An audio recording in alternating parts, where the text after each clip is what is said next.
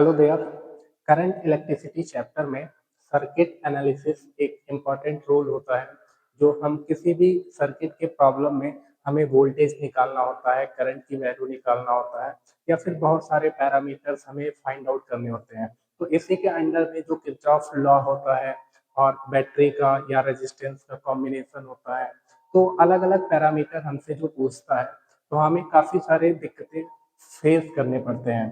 तो उसी को हम यहाँ पे समझाने वाले हैं आपको। यहाँ पे अगर करंट इलेक्ट्रिसिटी में कई जगह पे कंफ्यूजन आते हैं, या फिर अगर आपको कुछ भी नहीं आता है, तो एकदम जीरो से लेके और आपको मेंस एडवांस लेवल के प्रॉब्लम तक को हम कवर करेंगे। तो इसमें हमें सर्किट एनालिसिस करने के लिए हर एक इम्पॉर्टेंट पॉइंट जो है वो हम पहले बताएंगे, उसके बाद किरचॉफ लॉ पे पहुंचेंगे। तब हम एक एक क्वेश्चन को सॉल्व करना सिखाएंगे कि कैसे किसी भी क्वेश्चन को अप्रोच करते हैं, या फिर एक ही सर्किट में हम अलग अलग तरीके से कैसे उसको सॉल्व कर सकते हैं। तो चलिए सबसे पहले हम स्टार्ट करते हैं कि रेजिस्टेंस क्या होता है।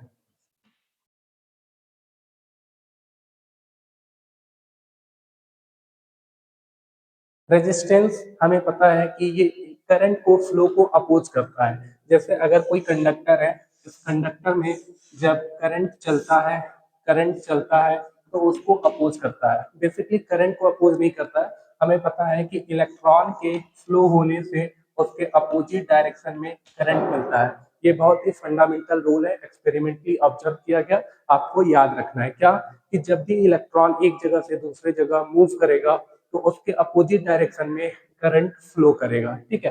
तो जब भी हम किसी कंडक्टर के अंदर करंट को देखते हैं, तो बेसिकली इलेक्ट्रॉन के फ्लो को समझना चाहिए। अगर करंट हमें मिल रहा है तो वो करंट हमें तभी मिल रहा होगा जब इलेक्ट्रॉन यहाँ से यहाँ चल रहा होगा। तो जब किसी कंडक्टर के अंदर हम देखते हैं तो उसके बीच में पॉजिटिव चार्ज यानी कि न्यूक्लियस बैठा होता है। तो इलेक्ट्रॉन जब चलता है तो वो कोलिजन होने की वजह से इस इलेक्ट्रॉन को एक ऑब्स्टिकल मिलता है, यानी कि उसको चलने के लिए एक रुकावट मिलता है। जब ये इलेक्ट्रॉन को रुकावट मिलेगा, इसका मतलब करंट की वैल्यू में कुछ कमी आएगी। ठीक है। तो उसी फ्लो को अपोज करता है क्या, ये जो न्यूक्लियस है, जो पॉजिटिव चार्ज है, उसको एक ऑब्स्टिकल प्रोवाइड करता है। तो कहीं ना कहीं इसके वजह से, कोलिजन की वजह से करंट की वैल्यू कम हो जाती है। तो इसी ऑब्स्टेकल को हम एक रेजिस्टिविटी यानी कि रेजिस्टेंस के नाम से, रेजिस्टिविटी अलग होती है, रेजिस्टेंस अलग होता है, लेकिन resistance resistivity basically R is equal to rho L by T होता है। ठीक है। तो ये एक पैरामीटर होता है जो करंट को अपोज करता है। इसका मतलब ये नहीं है कि आपको ये समझना है कि जैसे अगर ये एक पाइप है, इस पाइप में अगर हम वाटर को फ्लो करा रहे हैं, ठीक है, यहाँ से वाटर जा रहा है।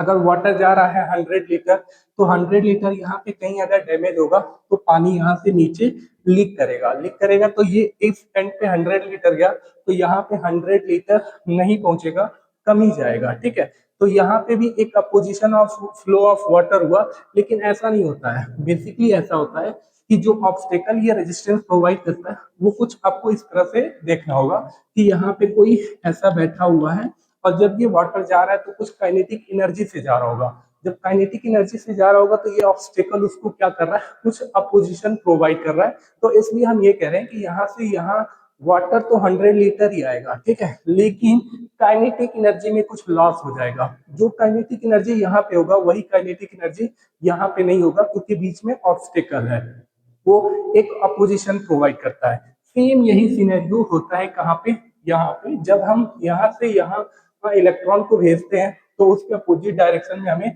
करंट मिलता है। तो 10 एम्पियर या 20 एम्पियर जो भी हमें मिलता है, उस 10 एम्पियर 20 एम्पियर में यहाँ से जाने में यहाँ पे कम नहीं होता है, ये याद रखना है आपको। वो कम नहीं होता है, यहाँ पे लॉस किसी और के फॉर्म में होता है, एनर्जी के फॉर्म में, लेकिन करंट उतना ही जाएगा। ठीक है। तो आपको ये रेजिस्टेंस हमेशा समझना, मतलब याद रखना है क्या, कि हमेशा क्या करता है, करंट के फ्लो को अपोज करता है।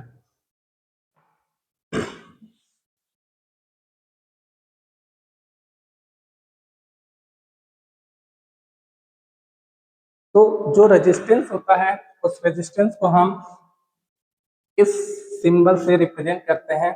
और यहाँ पे दो तरह का हमें रेजिस्टेंस दिखाई देता है। एक रेजिस्टेंस ऐसे आपको मिलेगा जो आपको कांस्टेंट रेजिस्टेंस कहा जाएगा, जिसे कांस्टेंट रेजिस्टेंस। और अगर इसी पे एक एरो लगा रहे तो इसको हम वेरिएबल रेजिस्टेंस कहेंगे, वेरिएबल रेजिस्टेंस। ये वेरिएबल रेजिस्टेंस बेसिकली एक रो स्टेट डिवाइस होता है, उसी के ये रिप्रेजेंटेशन होता है। और भी कई सारे डिवाइस होते हैं। अगर हम ये कहें कि R is equal to rho L by A होता है, ठीक है, तो अगर ये L चेंज करते जा रहे हैं तो ये रेजिस्टेंस की वैल्यू कम ज्यादा होती जाती है। तो अगर हम किसी डिवाइस का ऐसे कुछ भी पैरामीटर चेंज कर रहे हैं तो उस रेजिस्टेंस की वैल्यू चेंज होती है, तो उसको हम वेरिएबल रेजिस्टेंस कहते हैं। अगर हम चेंज नहीं कर रहे हैं, रो L बाई A सारी चीज फिक्स रखे हुए हैं, तो हम उस रेजिस्टेंस को कांस्टेंट रेजिस्टेंस कहेंगे, ठीक है। तो रेजिस्टेंस का जो सिंबल होता है वो रिप्रेजेंटेशन ये कांस्टेंट रेजिस्टेंस और ये एक वेरिएबल रेजिस्टेंस का है। इसको ड्रॉ करिए।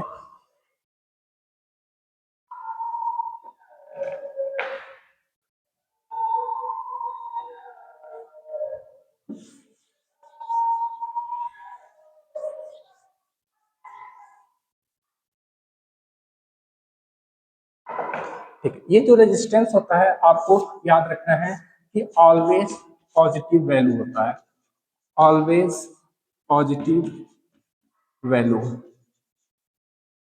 इसका जो यूनिट होता है ओम होता है, OHM, जिसे हम इस सिंबल से, ओमेगा सिंबल से रिप्रेजेंट करते हैं, ठीक है।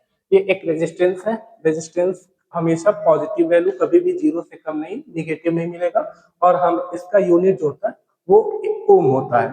तो ये जो रेजिस्टेंस है, उस रेजिस्टेंस को हम किसी भी कंडक्टर के अंदर देखें, ये रेजिस्टेंस आ कैसे रहा था, हमें पॉजिटिव चार्ज यानी कि न्यूक्लियस के कोलिजन की वजह से आ रहा था।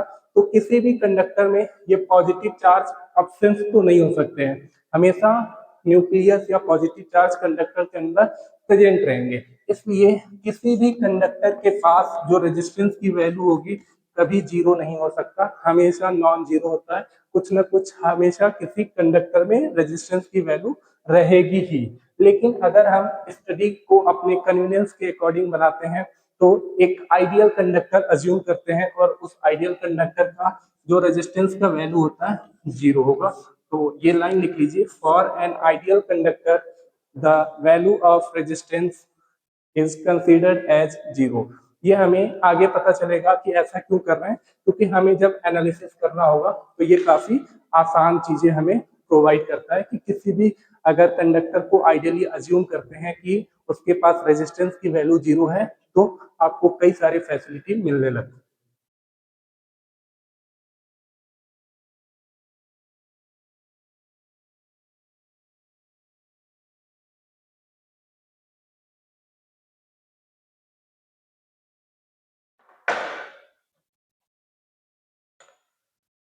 आपको एक लाइन याद रखना है कि जब भी करंट की एनालिसिस हम करेंगे, करंट के बारे में पढ़ेंगे, तो करंट हमेशा क्या होता है, वाटर के फ्लो, वाटर की तरफ फ्लो करता है। ये बात आपको हमेशा याद रखना है। ये एक मैनिपुलेशन है, लेकिन आपको दिखाई देगा कि जब कंपैरिजन करेंगे तो करंट और वाटर के बीच में काफी सारे सिमिलैरिटी है। तो वो चीजें हमें आसान बना देते हैं जब हम एनालिसिस करेंगे। तो आपको एक लाइन याद रखना है,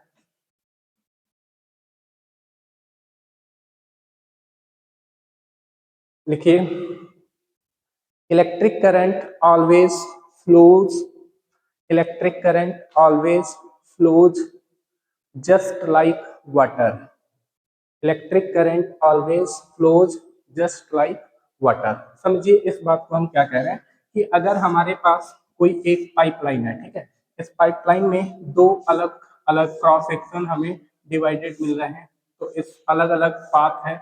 जब हम इधर से 100 लीटर वाटर को भेजेंगे तो ये 100 लीटर वाटर जब यहाँ पे आएगा तो इसके पास दो रास्ते हैं, यहाँ पे कुछ, यहाँ पे कुछ और वाटर जाएगा और यहाँ पे कुछ और वाटर जाएगा, ठीक है। वो डिसाइड करेगा कौन कितना जाएगा, इसका क्रॉस सेक्शन कितना है, कम है कि ज्यादा है, वो डिवाइड करेगा, ठीक है। लेकिन अगर हम ये कहें कि दोनों में जो लीटर ऑफ वाटर है, टोटल कितना वाटर होगा, वो 100 लीटर के बराबर होगा। ठीक है, सेम ऐसे ही हमें करंट के बारे में भी ऐसे ही मिलता है। क्या कि अगर इधर से हम यहाँ पे 10 एम्पियर को भेज रहे हैं तो इसके पास दो रास्ते हैं। इधर अगर 6 एम्पियर करंट जा रहा है तो पक्का है कि इधर कितना जाएगा, 4 एम्पियर जाएगा। ठीक है, जितने रास्ते मिलेंगे हर एक रास्ते में कुछ ना कुछ करंट जाएगा।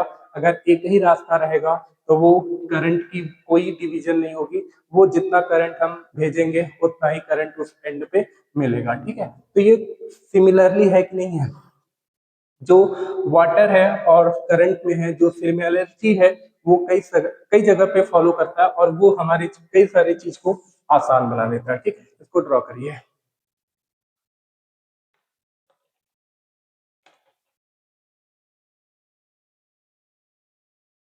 और देखिए, ये जो हम कह रहे हैं कि करंट हमेशा वाटर की तरफ फ्लो करता है, वो चीजें समझिए।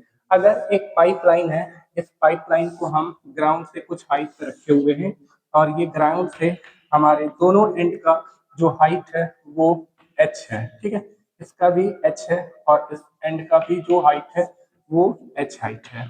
अगर यहाँ पे हम एक वाटर का ड्रॉप डालते हैं, ठीक है, ये एक वाटर का ड्रॉप है और ये एंड ए है और दूसरा वाला एंड बी है। हम ये कहें कि ये जब पाइपलाइन में हम वाटर ड्रॉप को रखे हैं तो आपको क्या लग रहा है कि ये जो वाटर ड्रॉपलेट है वो किधर गिरेगा, ए की तरफ जाएगा या बी की तरफ जाएगा या बीच में ही रुका रहेगा। बहुत ही कॉमन सेंस है कि ये बीच में ही रुका रहेगा। ठीक है, लेकिन अगर हम इस पाइपलाइन को क्या करते हैं, टिल्ट कर देते हैं, अगर ऐसा बना देते हैं तो अब क्या लग रहा है कि यहाँ का जो हाइट है इसको हम H1 बोल रहे हैं, इसको हम H1 बोल रहे हैं और ये वाले हाइट को हम H2 बोल रहे हैं। ठीक है, अब ध्यान से देखिए, अब अगर हम बोले कि ये वाटर ड्रॉपलेट किधर आएगा तो बहुत ही कॉमन सेंस है क्या कि ये वाटर ड्रॉपलेट ए की तरफ गिरेगा कि नहीं गिरेगा। ठीक है, तो ए की तरफ गिरेगा। अगर हमें मैकेनिक्स में बताया जाता है कि पोटेंशियल एनर्जी का फॉर्मूला होता है mgh। ठीक है, पोटेंशियल एनर्जी का फॉर्मूला होता है mgh। देखिए ध्यान से, जब यहाँ पे H1 की वैल्यू और ये H2 की वैल्यू, H1 कम है कि नहीं है, H1 जो है H2 से कम है। ठीक है, तो अगर हम ये कहें कि इस वाले एंड का पोटेंशियल एनर्जी कम है और इस वाले एंड का जो पोटेंशियल एनर्जी है वो ज्यादा है, तो ये जो वाटर ड्रॉपलेट है वो कहाँ से कहाँ जा रहा है, ध्यान से देखिए, हाई पोटेंशियल एनर्जी से लेके लो पोटेंशियल एनर्जी की तरफ फ्लो कर रहा है। ठीक है, तो सेम इसी तरह से हम करंट की भी बात करते हैं। करंट की बात अगर हम करते हैं तो हमारे पास ये रेजिस्टेंस है, एक रेजिस्टेंस है और इस रेजिस्टेंस में हमारे पास एक यहाँ पे कुछ पोटेंशियल होगा और यहाँ पे कुछ पोटेंशियल होगा। ठीक है, इसमें करंट अगर फ्लो कर रहा है तो ओम्स लॉ आगे पढ़ेंगे। ओम्स लॉ क्या होता है, अभी फिलहाल हमें क्लास 10th के बेसिस पे हमें पता होना चाहिए कि I is equal to V upon R होता है। V अपन R होता है, तो इस V अपन R में हम ये कह रहे हैं कि यहाँ पे जो V होता है वो पोटेंशियल नहीं, पोटेंशियल डिफरेंस होता है। ठीक है, इसका मतलब ये जो फॉर्मूला होता है बेसिकली ये पोटेंशियल डिफरेंस होता है, high potential minus low potential अपन रेजिस्टेंस R। ठीक है, अगर हम ये कह रहे हैं कि यहाँ का पोटेंशियल और यहाँ का पोटेंशियल इक्वल होगा, यहाँ भी 5 वोल्ट और यहाँ भी 5 वोल्ट, तो 5 - 5 यानी कि न्यूमरेटर 0 हो जाएगा और आई की वैल्यू कितना, 0। ठीक है, तो ये वही वाला सेम थिंग हो गया। जब हम पाइप को एक बराबर रखे थे तो यहाँ का भी पोटेंशियल और यहाँ का भी पोटेंशियल बेसिकली एनर्जी था, लेकिन पोटेंशियल से ही कंपेयर कर रहे हैं। पोटेंशियल क्या था, जब इक्वल था तो ये वाटर ड्रॉपलेट कहीं पे भी फ्लो नहीं कर रहा था। लेकिन अगर हम ये कहें कि यहाँ पे आप 3 वोल्ट रख दीजिए और यहाँ पे 2 वोल्ट रख दीजिए, अब ध्यान से देखिए, ये हाई पोटेंशियल ये लो पोटेंशियल, 3 - 2 करेंगे तो 1 अपन समथिंग और ये 0 नहीं आया। ठीक है, तो करंट हमेशा कब फ्लो करता है, जब पोटेंशियल डिफरेंस रहता है। और ध्यान रहे कि ये बात आपको हमेशा याद रखना है क्या, कि करंट हमेशा वाटर की तरफ, जैसे हाई पोटेंशियल से लो पोटेंशियल की तरफ फ्लो करता है। ठीक है, तो ये लाइन आपको लिखना है, नीचे लिखेंगे क्या कि current always flows from high potential to low potential. ठीक है, ये ड्रॉ कर लीजिए।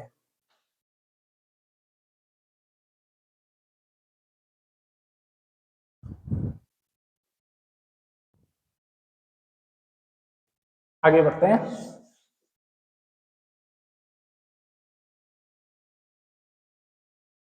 अब ये जो करंट है हाई पोटेंशियल से लो पोटेंशियल की तरफ ही क्यों फ्लो करता है, उसका रीजन हम दे देते हैं, वो इलेक्ट्रोस्टैटिक के बेसिस पे है। समझिए, इलेक्ट्रोस्टैटिक में हमें बताया जाता है कि अगर यहाँ पे पॉजिटिव चार्ज है और यहाँ पे निगेटिव चार्ज है, ठीक है, तो इलेक्ट्रिक फील्ड हमेशा पॉजिटिव चार्ज से लेके निगेटिव चार्ज के तरफ ऐसे होता है इलेक्ट्रिक फील्ड, ठीक है। अगर हम इसमें इलेक्ट्रॉन एक रखते हैं, इलेक्ट्रॉन रखें, तो ये इलेक्ट्रॉन देखिए ध्यान से इधर की तरफ आएगा। क्यों इधर की तरफ आएगा? क्योंकि ये पॉजिटिव चार्ज है, इसको अट्रैक्ट कर रहा है, ये निगेटिव चार्ज है, इसको रिपल करेगा, ठीक है। और अगर आपको पता हो कि हमेशा पोटेंशियल जो होता है वो इलेक्ट्रिक फील्ड के डायरेक्शन में चलने पे घटता है, इसका भी रीजन होता है, वो अभी ज्यादा डेप्थ में है। बेसिकली फॉर्मूला होता है V इज इक्वल टू के क्यू बाई आर, ठीक है। जब अगर हम यहाँ नजदीक रहेंगे तो आर की वैल्यू कम और पोटेंशियल की वैल्यू ज्यादा, जब हम दूर चले जाएंगे तो हमारे पास ये आर की वैल्यू ज्यादा हो जाएगी और ये V की वैल्यू कम हो जाएगी। तो ध्यान से देखिए, इसके जब हम दूर जा रहे हैं यानी कि इलेक्ट्रिक फील्ड के डायरेक्शन में चल रहे हैं तो पोटेंशियल घट रहा है, तो इसका मतलब यहाँ पे हाई पोटेंशियल है, यहाँ पे हाई पोटेंशियल है और यहाँ पे लो पोटेंशियल है, और ये इलेक्ट्रॉन हमेशा इधर ही आएगा क्योंकि पॉजिटिव चार्ज इसको अट्रैक्ट करेगा। मतलब कि इलेक्ट्रॉन हमेशा लो पोटेंशियल से हाई पोटेंशियल में चलता है। और अगर हम अभी बताए हैं, याद हो कि करंट हमेशा क्या होता है, इलेक्ट्रॉन के अपोजिट डायरेक्शन में चलता है, ये एक्सपेरिमेंटली ऑब्जर्वेशन से बताया गया है, ठीक है। तो इसका मतलब जो करंट की डायरेक्शन होगा वो करंट इधर होगा कि नहीं होगा, तो करंट देखिए ध्यान से हाई पोटेंशियल से लो पोटेंशियल के तरफ फ्लो करता है, ठीक है। आपको ये याद रखना है, तभी आपको फील आएगा कि किसी भी सर्किट को हम कितनी आसानी से एनालिसिस कर सकते हैं। नोट करिए।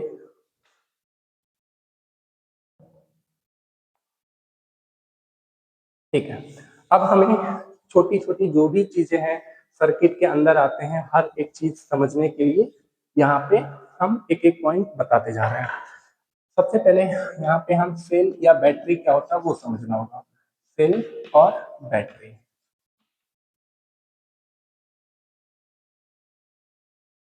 सेल जो होता है वो ऐसे हम रिप्रेजेंट करते हैं, इस बड़े वाले लाइन को हम पॉजिटिव टर्मिनल कहते हैं जिसे हम V प्लस से रिप्रेजेंट करेंगे, इस छोटे वाले टर्मिनल को हम V माइनस से रिप्रेजेंट करेंगे, ठीक है। इसको हम हाई पोटेंशियल कहते हैं यानी कि HP है, और इसको हम लो पोटेंशियल कहते हैं जिसे हम LP कहेंगे, ठीक है। अगर बैटरी है तो बैटरी का कुछ वोल्टेज दिया रहता है V, तो ये V बेसिकली होता क्या है, पोटेंशियल डिफरेंस होता है। V इज इक्वल टू हमेशा आपको क्या लिखना है, V V is equal to V plus minus V minus, ठीक है। ये V क्या है, पोटेंशियल डिफरेंस है, पोटेंशियल डिफरेंस है। ये क्या है, हाई पोटेंशियल है, हाई पोटेंशियल, और माइनस में ये क्या है, लो पोटेंशियल, ठीक है। तो ये आपको याद रखना है कि किसी भी बैटरी का जो आपको वोल्टेज दिया जाता है 220 वोल्ट, 440 वोल्ट, वो बेसिकली पोटेंशियल नहीं होता है, पोटेंशियल डिफरेंस होता है। इनका जो हाई पोटेंशियल है और इनका जो लो पोटेंशियल है, इन्हीं दोनों का डिफरेंस होता है। तो हाई में से लो पोटेंशियल को जब डिफरेंस करेंगे तो उनका जो वैल्यू आएगा वही बेसिकली बैटरी का पोटेंशियल डिफरेंस होता है, ठीक है। ये आप बनाइए।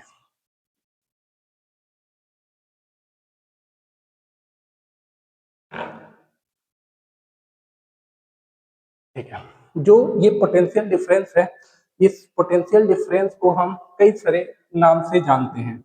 आपको पोटेंशियल डिफरेंस मिलेगा, पोटेंशियल डिफरेंस मिलेगा, वोल्टेज बोल सकते हैं, वोल्टेज बोल सकते हैं, टर्मिनल वोल्टेज बोल सकते हैं, टर्मिनल वोल्टेज बोल सकते हैं, ईएमएफ मिलेगा, ठीक है। ये सारी एक ही चीज है, पोटेंशियल डिफरेंस ही है। जैसे अगर हम कहें पैसा है, पैसे को अलग अलग जगह पे इस्तेमाल करते हैं तो वो अलग अलग नाम से जानते हैं। जब आप स्कूल में पैसा देते हैं तो उसको हम फीस कहते हैं। अगर हम बस में या ट्रेन में जो टिकट खरीदते हैं उसको हम फेयर कहते हैं। मकान का अगर हम किराया देते हैं तो उसको हम रेंटल कहते हैं। ऐसे ही अलग अलग जगह पे जो हम मंदिरों में दान करते हैं उसको डोनेशन कहते हैं। अलग अलग जगह पे हम दे रहे हैं पैसे को, है तो पैसा ही लेकिन अलग अलग जगह पे अलग अलग नाम है। सेम वही चीज है कि आपको अगर कुछ भी मिले, ये पोटेंशियल डिफरेंस लिखा, वोल्टेज लिखा, टर्मिनल वोल्टेज या ईएमएफ, है तो सारे पोटेंशियल डिफरेंस ही है, लेकिन अलग अलग जगह पे इनका अलग अलग नाम होता है। वो क्यों है वो आपको धीरे धीरे आगे पता चल जाएगा, ठीक है। अब हमें बैटरी बताते हैं, बैटरी क्या होता है। बैटरी बेसिकली कुछ और नहीं होता है, इन्हीं सेल को हम अलग अलग वो कॉम्बिनेशन रखते हैं। जैसे एक बैटरी हमारे लिए पूरा वो यूजफुल में नहीं आ पाता है, जैसे हमारा डिमांड ज्यादा है और कैपेसिटी सप्लाई जो है वो कम है, तो छोटी बैटरी जो है हमारे डिमांड को फुलफिल नहीं कर पाता है, तो हम कई सारे बैटरी को कनेक्ट करते हैं, कई सारे बैटरी को कनेक्ट करते हैं, बेसिक सॉरी कई सारे सेल को कनेक्ट करते हैं तो वो एक बड़ा सा बैटरी बन जाता है। तो हमारे पास जो ये कॉम्बिनेशन ऑफ सेल होते हैं, कॉम्बिनेशन ऑफ सेल होते हैं, इसी को हम बैटरी कहते हैं, ठीक है। तो ये कुछ और नहीं है, इनके पास भी एक हाई पोटेंशियल यानी कि पॉजिटिव टर्मिनल होगा और दूसरी तरफ हमेशा लो पोटेंशियल नेगेटिव टर्मिनल होगा। तो combination of cell is called battery, ये लाइन लिख लीजिए,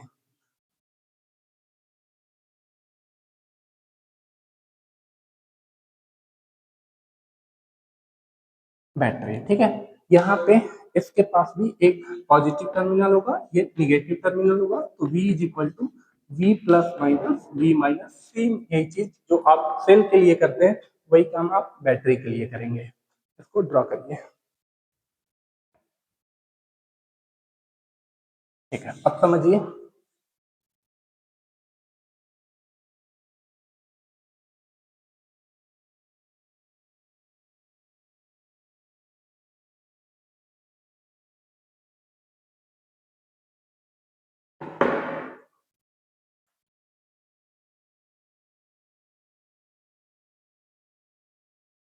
ये जो हमारे पास सेल या बैटरी था, एक पॉजिटिव टर्मिनल एक नेगेटिव टर्मिनल, इसे हम V प्लस बोले थे, इसे हम V माइनस बोले थे। ये हाई पोटेंशियल, ये लो पोटेंशियल, ठीक है। हम एक टेबल बना रहे हैं, ये जो टेबल है वो इधर हम जो पोटेंशियल होता है, कौन हाई होगा कौन लो होगा, वो डिसाइड करेगा कंपैरिजन करने पे, किसकी मैग्नीट्यूड ज्यादा है किसकी वैल्यू ज्यादा है, वही हाई पोटेंशियल होगा। तो आपको पहचानने का बड़ा आसान सा तरीका है कि जो पोटेंशियल होगा वो आपको पैसे की तरह देखना है, ठीक है।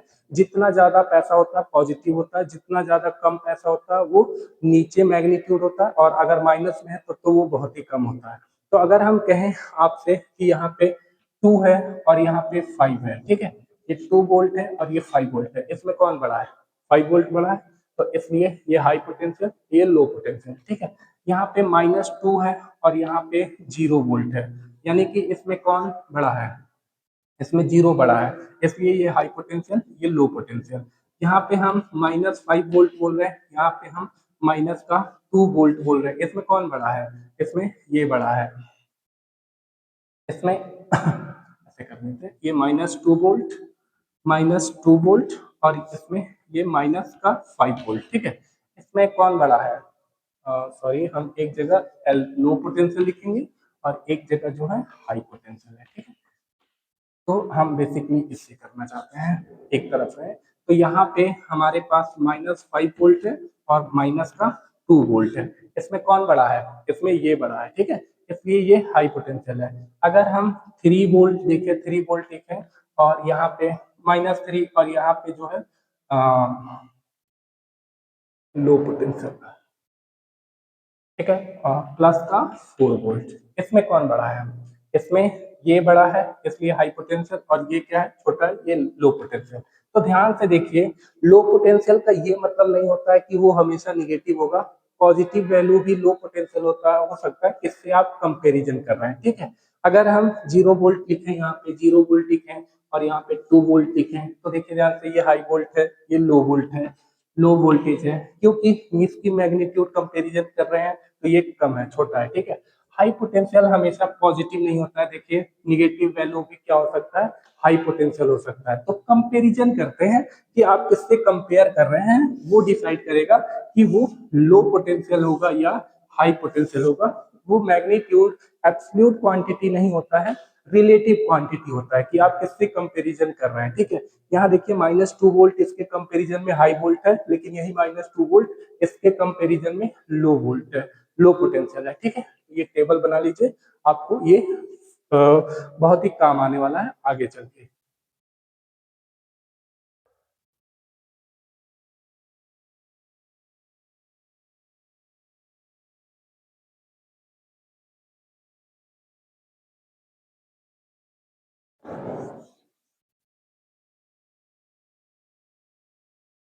ठीक है, इसमें हम क्या कर रहे हैं कि बैटरी का अगर हमें पोटेंशियल डिफरेंस दे रखा है तो दोनों टर्मिनल पे हमें पोटेंशियल निकालने आना चाहिए, ठीक है।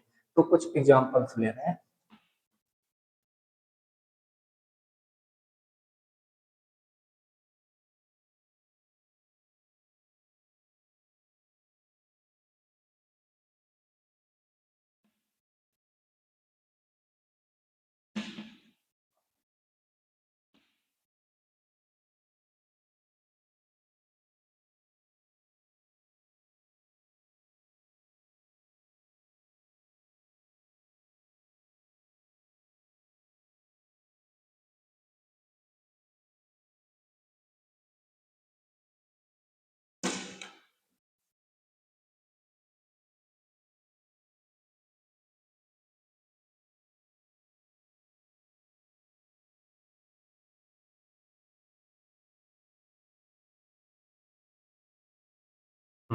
ये देखिए ध्यान से, ये एक बैटरी है।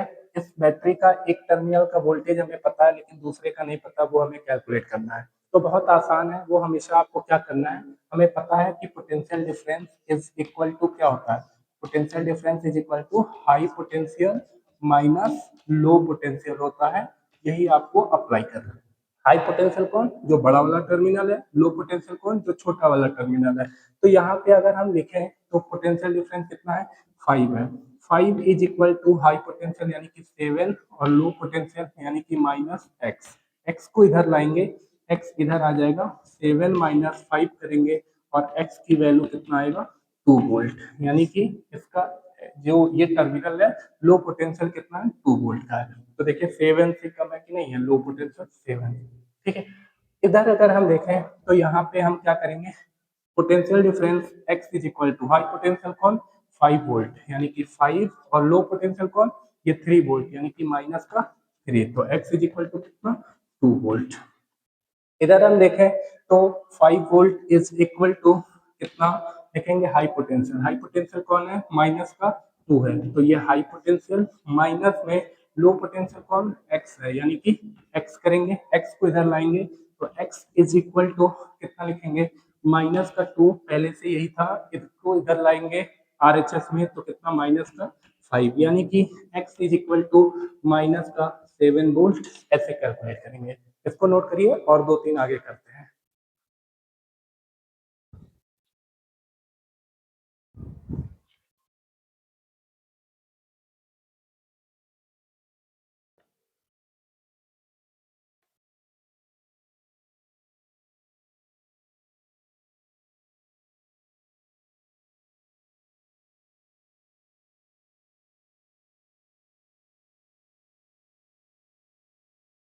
ठीक है, आगे और एग्जाम्पल करते हैं।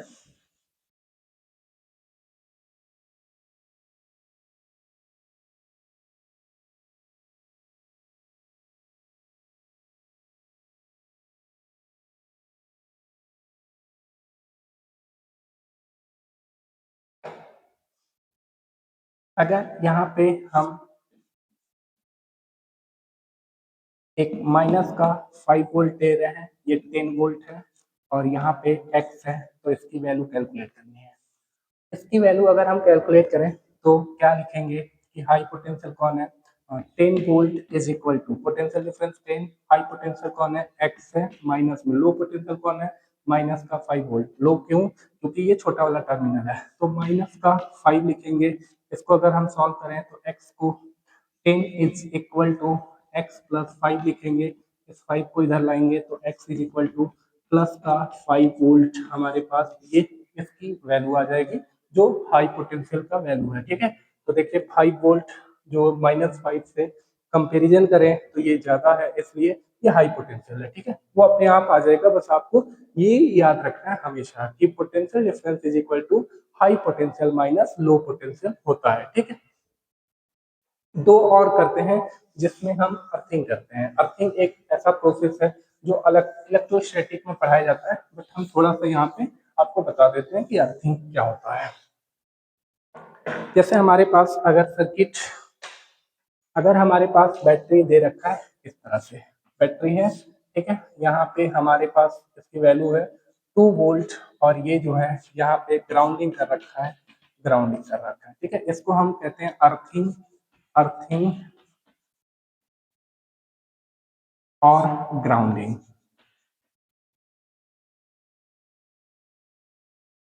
अर्थिंग और ग्राउंडिंग, इसका मतलब ये होता है कि किसी भी कंडक्टर को हम वायर टच कराते हैं और वो वायर ग्राउंड में भेज देते हैं। ठीक है, तो डिस्चार्जिंग का प्रोसेस होता है, वो चार्ज उधर फ्लो करता रहेगा अर्थ के अंदर कब तक, जब तक कि उस कंडक्टर का चार्ज जीरो ना हो जाए। ठीक है, तो ये इलेक्ट्रोस्टैटिक में डिटेल में पढ़ाया जाता है, यहाँ पे हमें जितना काम है उतना ही बता रहे हैं।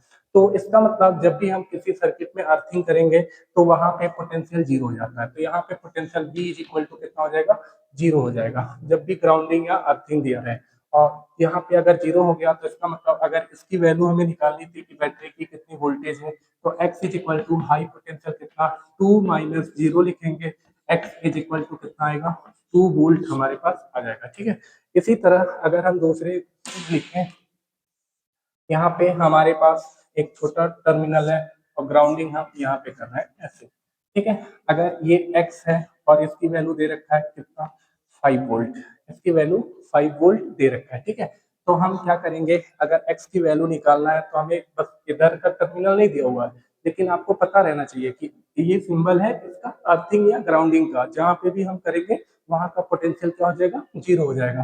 तो ये v is equal to zero, इसका मतलब हम 5 is equal to potential difference is equal to high potential कितना जीरो, माइनस का लिखेंगे कितना x लिखेंगे, ये माइनस इधर लाएंगे, यानी कि x is equal to minus का 5 वोल्ट, ये क्या हो गया हमारे पास आ गया, इसका टर्मिनल का वोल्टेज आ गया। ठीक है, ये हमारे पास जो अर्थिंग या ग्राउंडिंग जो प्रोसेस है वो आपको याद रखना है क्या, कि किसी भी एक सर्किट में आप कहीं पे भी एक जगह पे अर्थिंग या ग्राउंडिंग कर सकते हैं। ठीक है, ये हमें पता है कि ये क्या कर देता है, एक जगह पे पोटेंशियल जीरो कर देता है, तो ये आपको दिखाई देगा जब हम अर्थिंग या ग्राउंडिंग करेंगे किसी सर्किट में, एक जगह कर सकते हैं कहीं पे भी।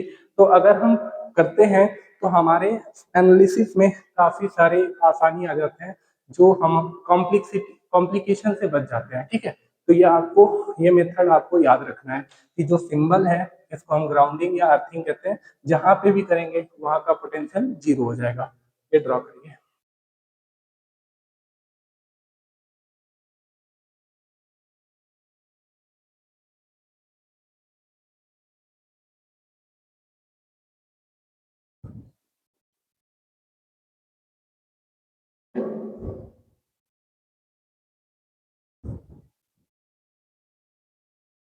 ठीक है, अब पढ़ते हैं ओम्स लॉ।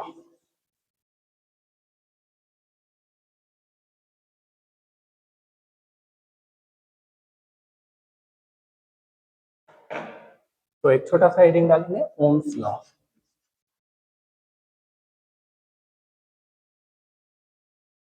ओम्स लॉ होता क्या है वो समझिए। अगर हमारे पास एक कंडक्टर है, इस कंडक्टर को हम अगर बैटरी से कनेक्ट कर देते हैं, तो बैटरी से कनेक्ट करते ही क्या होगा, इस कंडक्टर के अंदर करंट फ्लो करना शुरू हो जाएगा, करंट फ्लो करेगा। ठीक है, ये जो बैटरी है, इस बैटरी के पास पोटेंशियल डिफरेंस होता है जिसे हम वोल्टेज भी कहते हैं। तो अगर छोटा बैटरी लगाएंगे तो बहुत ही कम पोटेंशियल डिफरेंस होगा और करंट की वैल्यू बहुत कम होगी। अगर हम बहुत बड़ा बैटरी लगाएंगे, ताकतवर बैटरी लगाएंगे, तो ये बहुत ज्यादा वो एनर्जी प्रोवाइड करेगा और करंट की वैल्यू बहुत ज्यादा होगी। ठीक है, तो अगर हम ये कहें कि V बढ़ा रहे हैं, V बढ़ा रहे हैं, तो करंट की वैल्यू क्या हो रही है, बढ़ रही है, और V घटा रहे हैं तो करंट की वैल्यू क्या हो रही है, घट रही है। ठीक है, जितना ज्यादा वोल्टेज उतना ज्यादा करंट, जितना कम वोल्टेज उतना कम करंट। तो बेसिकली होता क्या है, जो V अपन I है वो सेम प्रोपोर्शन में इंक्रीज या डिक्रीज होते हैं। तो जो V अपन I का रेशियो होता है वो कांस्टेंट होता है, वो कांस्टेंट होता है। और हमेशा जो कांस्टेंट पैरामीटर होता है उस फेनोमेना को डिफाइन करना चाहिए, ठीक है। यानी कि जो हम यहाँ पे कांस्टेंट इंट्रोड्यूस करेंगे उस एनवायरनमेंट को फिट बैठना चाहिए। यहाँ हम ग्रेविटेशनल कांस्टेंट नहीं रख सकते, ठीक है। रेजिस्टेंस है जिसके अंदर R is equal to rho L by A आता है। रो जो है वो एक कंडक्टर की प्रॉपर्टी होती है कि किसी भी मटेरियल का रेजिस्टिविटी कितना है वो एक्सपेरिमेंटली फाइंड आउट है कि कितना होगा, ठीक है। तो इसलिए ये कांस्टेंट है। और R इज इक्वल टू जो रो एल बाई ए होता है, रो एल बाई ए होता है, ये कांस्टेंट रहेगा। कांस्टेंट कब रहेगा किसी भी कंडक्टर पे, ये कांस्टेंट तब रहेगा जब ये रेजिस्टिविटी कांस्टेंट रहेगी। रेजिस्टिविटी बेसिकली कांस्टेंट होता है, लेकिन अगर कंडक्टर के अंदर टेम्परेचर बदल देते हैं तो ये रेजिस्टिविटी की वैल्यू जो है बदल जाती है। तो ये रेजिस्टिविटी कांस्टेंट कब रहेगा, जब रूम टेम्परेचर, जब कांस्टेंट टेम्परेचर पे रखेंगे। इसका मतलब ये कांस्टेंट होगा, कांस्टेंट होगा और कांस्टेंट होगा कब, एट रूम टेम्परेचर, ठीक है, sorry at constant temperature, at constant temperature.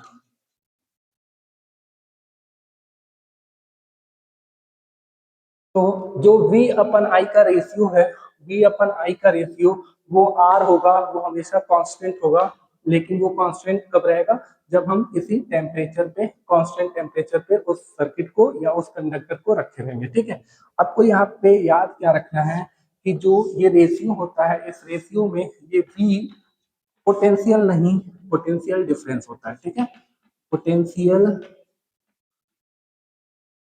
Difference होता है, यानी कि हमेशा जो V है वो V is equal to V plus minus V minus लिखना है, high potential minus low potential लिखना है, ठीक है। और यहाँ पे जो वोल्टेज या पोटेंशियल का यूनिट होता है वो हमेशा वोल्ट होता है, पहले जाके लिख लीजिएगा। जो पोटेंशियल डिफरेंस का यूनिट होता है वो वोल्ट होता है, ठीक है। तो अगर हम वोल्ट रखेंगे और ये ओम में रखेंगे और ये एम्पियर में, हमें मिलेगा करंट हमेशा ऐसा यूनिट एम्पियर होता है। इसको ड्रॉ करिए फिर आगे बताते हैं।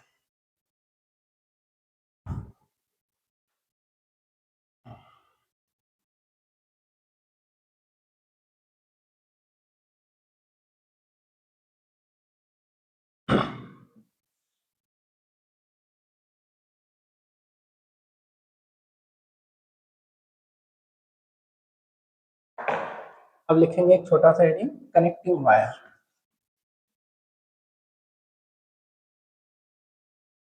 Connecting wire. अगर हमारे पास एक रेजिस्टेंस है, उस रेजिस्टेंस की वैल्यू R है, यहाँ पे हम V प्लस, जिसे हम VA बोल देते हैं, और यहाँ पे हम VB बोल देते हैं, ठीक है। VA प्लस, कोई भी हाई पोटेंशियल हो सकता है, कोई भी लो पोटेंशियल हो सकता है। अगर यहाँ पे करंट I फ्लो कर रहा होगा तो अकॉर्डिंग टू ओम्स लॉ हम क्या लिखेंगे, V is equal to I into R लिखेंगे, ठीक है। तो I इंटू आर लिखेंगे, ये बेसिकली V क्या है, पोटेंशियल नहीं था, पोटेंशियल डिफरेंस था, ठीक है। तो अगर करंट यहाँ से यहाँ फ्लो कर रहा है तो इसका मतलब करंट हमेशा कहाँ फ्लो करता है, हाई पोटेंशियल से लो पोटेंशियल। तो VA क्या है, हाई पोटेंशियल, VB क्या है, लो पोटेंशियल। तो इसका मतलब इस इक्वेशन को हम क्या लिख सकते हैं, VA minus VB is equal to I into R लिखेंगे, ठीक है। I इंटू आर लिखेंगे। अब यहाँ पे हम एक चीज इंट्रोड्यूस कर रहे हैं, एक कनेक्टिंग वायर क्या होता है। कनेक्टिंग वायर बेसिकली किसी भी सर्किट में जो हम ऐसा वाला लाइन बनाते हैं वही कनेक्टिंग वायर होता है, ठीक है। तो अगर कनेक्टिंग वायर है तो उसका यहाँ पे कोई भी रेजिस्टेंस नहीं रहेगा, या R इज इक्वल टू क्या लिखेंगे, जीरो लिखेंगे, ठीक है। Connecting wire basically ideal conductor होता है जिसके अंदर रेजिस्टेंस की वैल्यू नहीं होती है, जीरो होती है, ठीक है। तो अगर कनेक्टिंग वायर लिखे हैं, यही क्या कर दिए हम, R की वैल्यू जीरो कर दिए। तो यहाँ पे VA था और यहाँ पे VB था। अगर ऐसा हम कर दिए तो जो VA माइनस VB यहाँ पे हमें मिला था इस इक्वेशन में, इस इक्वेशन में R की वैल्यू क्या है, जीरो है। तो इसका मतलब I इंटू आर जो है ये अगर जीरो है तो इसका मतलब हम लिख सकते हैं क्या, VA minus VB is equal to zero लिख सकते हैं। और B को इधर लेके जाए तो VA is equal to V भी लिखेंगे। तो ध्यान से देखिए ये हमें क्या बता रहा है, ये हमें ये बता रहा है कि इसका मतलब है कि ये वाला पोटेंशियल और ये वाला पोटेंशियल दोनों इक्वल है, ठीक है, दोनों लोग बराबर हैं। अगर दोनों लोग बराबर हैं तो इसका मतलब हमें ये बहुत ही इंपॉर्टेंट लाइन मिलती है, आपको हमेशा याद रखना है कि कनेक्टिंग वायर पे हर एक पॉइंट पे जो पोटेंशियल होता है वो क्या होता है, सेम होता है। इसका मतलब यहाँ का पोटेंशियल, यहाँ पोटेंशियल, यहाँ पे, यहाँ पे, यहाँ पे, यहाँ पे, हर जगह पोटेंशियल सेम रहेगा। कब तक? जब तक कि आपको कोई रेजिस्टेंस ना मिल जाए, जब तक कि कोई आपको बैटरी ना मिल जाए। अगर रेजिस्टेंस या बैटरी आपके रास्ते में मिल जाता है, इसका मतलब जंप करेंगे तो पोटेंशियल बदल जाएगा। देखिए ध्यान से, ये VA है, यहाँ का पोटेंशियल VA रहेगा, VA रहेगा, VA रहेगा। यहाँ से आप जंप कर रहे हैं क्योंकि आपको एक रेजिस्टेंस मिल गया, तो यहाँ पे पोटेंशियल बदल जाएगा। तो ये VB है, ये VB है, ये VB है, समझ गए? तो आपको एक लाइन नीचे लिखना है, क्या?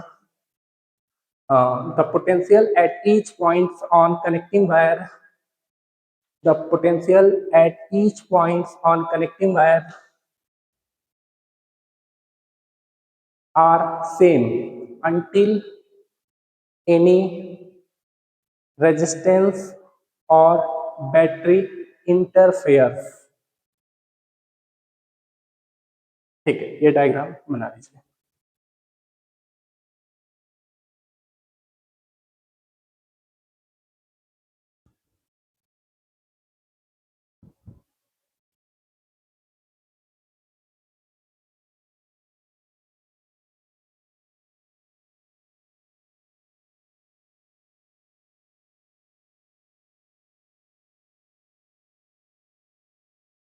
ठीक है, ये बहुत ही बेसिक से चीज थे जो हमें आगे सर्किट एनालिसिस में काम आने वाले हैं, ठीक है। और अब हम किरचॉफ लॉ के बारे में पढ़ेंगे। तो हेडिंग डालिए Kirchhoff law.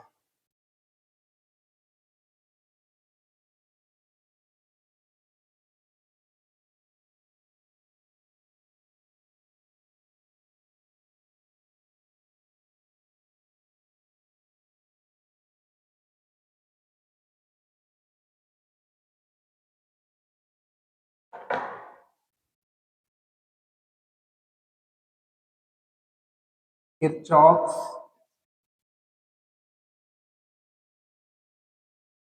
Law,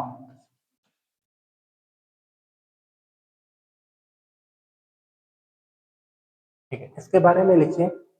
it is a fundamental principle, it is a fundamental principle, it is a fundamental principle that help us, that help us, that help us to analyze, to analyze, to analyze the circuit, to analyze the circuit, that how the value of current, that how the value of current and voltage are distributed, are distributed through each elements or branches, through each elements or branches। फिर आगे लिखेंगे, दो law होते हैं Kirchhoff के, दो law होते हैं, एक किरचॉफ वोल्टेज लॉ और एक किरचॉफ करंट लॉ। तो लिखिए there are two laws of Kirchhoff, there are two laws of Kirchhoff. पहला लिखेंगे किरचॉफ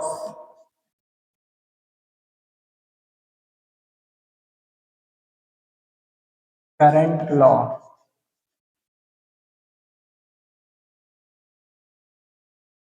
जिसे हम KCL कहते हैं, ठीक है। दूसरा किरचॉफ वोल्टेज लॉ, जिसे हम KVL कहेंगे, KVL, ठीक है। इन दोनों लॉ के बारे में अभी थोड़ी देर बाद पढ़ेंगे, क्योंकि इनको समझने के लिए हमें कुछ बेसिक टर्मिनोलॉजी समझना होगा, ठीक है।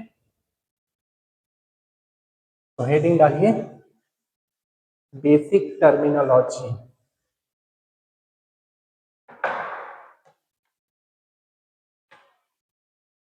बेसिक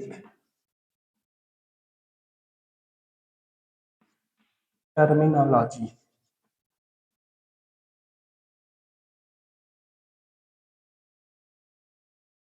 सबसे पहले हम लिखेंगे क्या, नोड। नोड क्या होता है पहले हम समझाते हैं, फिर तो उसके बाद आपको एक एक करके लिखा देते हैं। अगर हमारे पास सर्किट है, इस सर्किट में बहुत सारे एलिमेंट हो सकते हैं, बैटरी, रेजिस्टेंस, की, और कई जगह पे कनेक्टेड हो सकते हैं। तो आपको रेंडमली कहीं पे भी कुछ भी मिल सकता है, लेकिन ये सारे टर्म अगर हमें पता रहेंगे तो एनालिसिस करने में बड़ी आसानी होती है। ठीक है, यही सब चीजें हमें नहीं पता होता है तो हमें प्रॉब्लम फेस करने पड़ते हैं और हमारे क्वेश्चन को सॉल्व करने में काफी कंफ्यूजन आते हैं।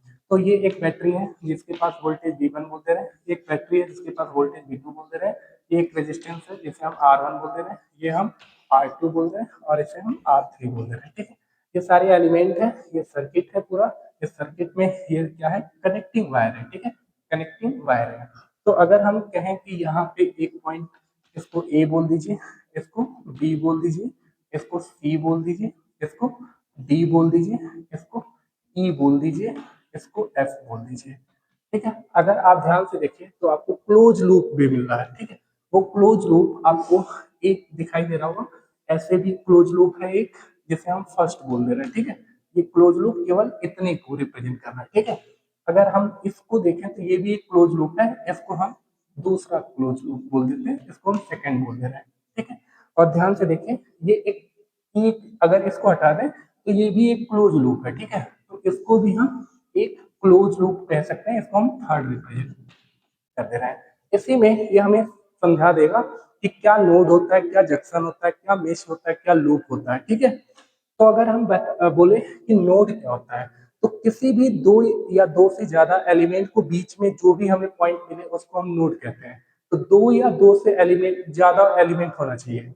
देखो ध्यान से, ये एक और ये एक, दो एलिमेंट के बीच में ये पॉइंट क्या है, नोड है। ठीक है, हर एक पॉइंट नोड है। तो सी और डी को हम क्या बोल सकते हैं, नोड बोल सकते हैं।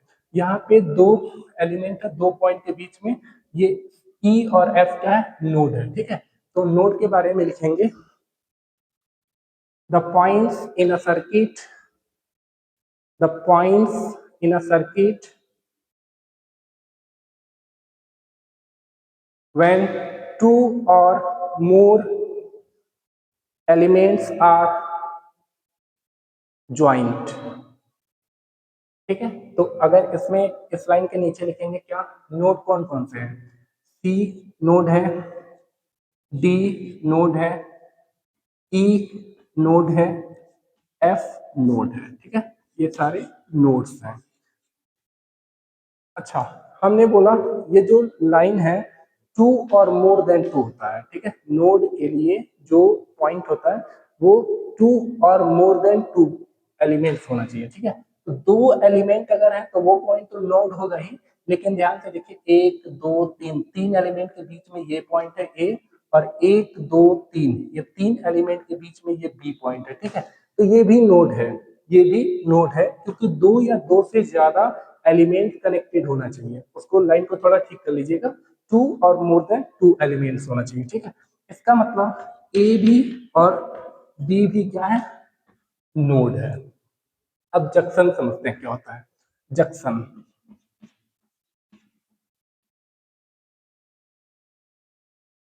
ये जो जंक्शन है, ये जंक्शन सेम वही नोड की तरह है, लेकिन इसके लिए थ्री और मोर देन थ्री एलिमेंट है। मिनिमम कितना, थ्री चाहिए, जबकि नोड के लिए क्या मिनिमम टू था। ठीक है, तो अगर तीन या तीन एलिमेंट के बीच में कोई पॉइंट अगर मिलता है हमें सर्किट के अंदर, तो वो पॉइंट क्या कहलाएगा, जंक्शन कहलाएगा। तो ये ध्यान से देखिए, ये एक दो तीन एलिमेंट के बीच में ए है। ठीक है, ए क्या होगा, जंक्शन होगा। बी क्या है, देखिए ध्यान से, एक दो तीन एलिमेंट के बीच में बी है, इसको हम क्या कहते हैं, बी। ये भी एक जंक्शन है। ठीक है, ये भी एक जंक्शन है। ये जंक्शन आप सुने होंगे वर्ड रेलवे स्टेशन को भी बोलते हैं। ठीक है, ऐसा क्यों बोलते हैं समझिए ध्यान से। अगर हम किसी एक स्टेशन से दूसरे स्टेशन के बीच में ट्रैक चलाते हैं, ठीक है। तो ये लखनऊ है, ये दिल्ली है। तो ये लखनऊ जो है और दिल्ली के बीच में ये तो कॉमन है कि एक ट्रैक तो रहेगा ही। लेकिन अगर कहीं तीसरे के लिए, कानपुर के लिए अगर यहाँ से निकलता है, ठीक है, तो यहाँ कोई स्टेशन रहा होगा, यहाँ स्टेशन कोई बनारस रहा होगा, उस बनारस को हम जंक्शन कहेंगे, ठीक है। क्योंकि क्योंकि बनारस से जो है वो 3 जगह के लिए रास्ता जा रहा है। लखनऊ के लिए केवल 2 जगह के लिए है और दिल्ली के लिए केवल 2 जगह के लिए है, और यहाँ पे कानपुर के लिए भी क्या है, 2 ही जगह के लिए रास्ता जा रहा है। लेकिन ये बनारस से अगर देखें तो बनारस के लिए 3 रास्ते जा रहे हैं, तो इसलिए हम इसको जंक्शन कहते हैं, ठीक है। रेलवे स्टेशन पे जंक्शन उसी को कहते हैं जहाँ से तीसरा लाइन निकला रहता है। तो सेम उसी तरह से जंक्शन यहाँ पे 3 से ज्यादा भी होगा तब भी हम जंक्शन कहते हैं। तो यहाँ पे जंक्शन के लिए लिखेंगे पॉइंट क्या, when 3 or more than 3 elements are connected, when 3 or more than 3 elements are connected, the point between them the point between them is known as junction. The point between them is known as junction. तो हर एक junction node हो सकता है, लेकिन हर एक node junction नहीं हो सकता, ठीक है। सॉरी, हर एक जो नोड है वो जंक्शन नहीं हो सकता, क्योंकि ये नोड है लेकिन जंक्शन नहीं है, ये नोड है लेकिन जंक्शन नहीं है, ये नोड है, ये जंक्शन नहीं है, ये भी नोड है लेकिन जंक्शन नहीं है, ये नोड है और जंक्शन है। तो जंक्शन नोड हो सकता है लेकिन नोड जंक्शन नहीं हो सकता, ठीक है। ये थोड़ा सा मतलब कुछ जरूरी नहीं है, लेकिन पता रहना चाहिए आपको। अब फिर मेश क्या होता है, लूप क्या होता है, वो भी समझ लेते हैं।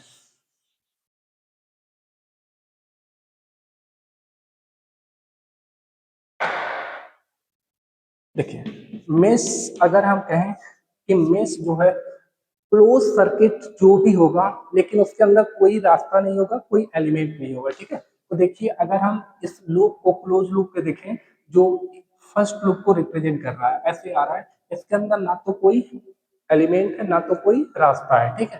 तो इसको हम क्या कहेंगे, मेश कहेंगे। और यहाँ पे जो दूसरा वाला क्लोज लूप है, जिसके अंदर हमारे पास कोई भी एलिमेंट नहीं आ रहा है और कोई भी वायर नहीं आ रहा है, इसलिए हम इस फर्स्ट को और सेकेंड को क्या कहेंगे, मेश कहेंगे। डेफिनेशन याद करने की, लिखने की जरूरत नहीं है, बस आपको समझ में आना चाहिए, ठीक है। ये मेश क्या है, फर्स्ट और सेकेंड वाला मेश है। और तीसरा वाला जो है, जो हमारे पास लूप होता है, वो लूप को क्लोज लूप कोई भी होगा उसको हम लूप कहेंगे। देखिए ध्यान से, ये लूप के अंदर वायर या एलिमेंट आ सकता है, तो तीसरा वाला लूप है, ठीक है, तीसरा वाला लूप है। लेकिन वही नहीं, ये फर्स्ट और सेकंड भी लूप होगा, ये फर्स्ट और सेकंड भी क्या होगा, लूप होगा। तो हर एक लूप मेश हो सकता है, सॉरी, हर एक ये मेश है लेकिन लूप नहीं है, ये मेश है लेकिन लूप नहीं है, ये लूप है और मेश भी है, ठीक है। तो आपको समझ में आना चाहिए कि किसको मेश और किसको लूप कहते हैं। बेसिकली क्लोज सर्किट होना चाहिए, ठीक है। ये हमें अभी काम आएगा केवीएल और केसीएल पढ़ने के लिए। फिर इसके बाद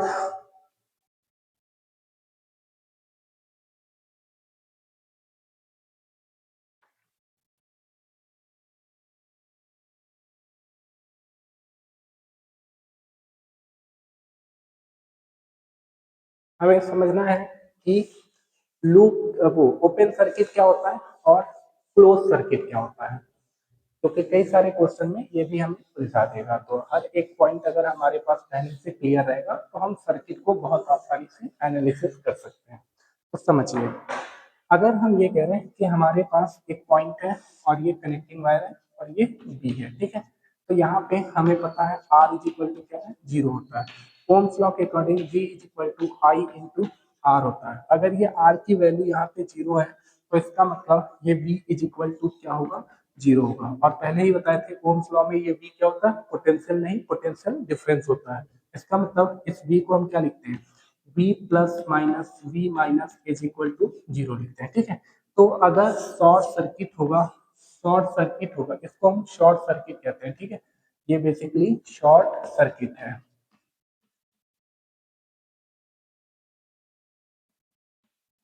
अब दूसरा देखिए, ओपन सर्किट।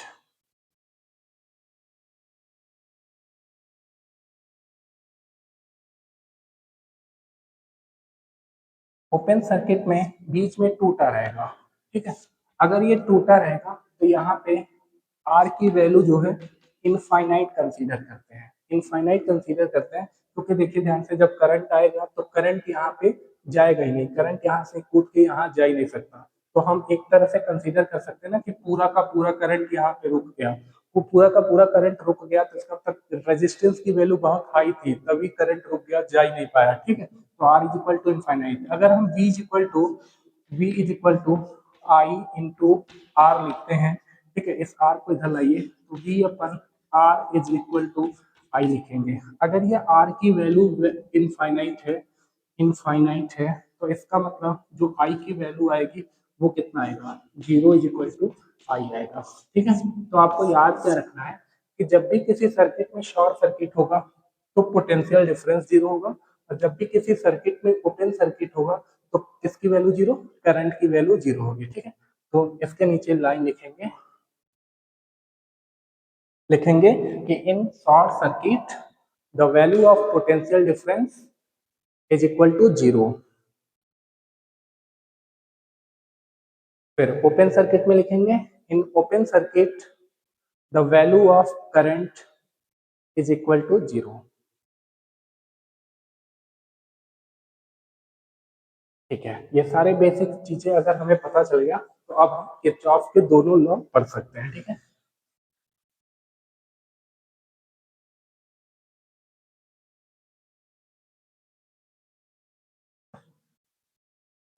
तो किरचॉफ का फर्स्ट लॉ पहले, किरचॉफ करंट लॉ,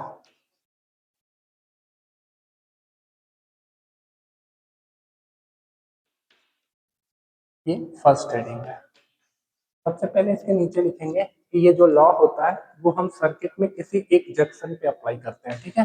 तो इट इज अप्लीकेबल लिखेंगे एक लाइन क्या, it is applicable, it is applicable at a junction, at a junction in any circuit, in any circuit, in any circuit, ठीक है। अब इसका डेफिनेशन लिखेंगे, वो डेफिनेशन क्या है, देखिए, it states that,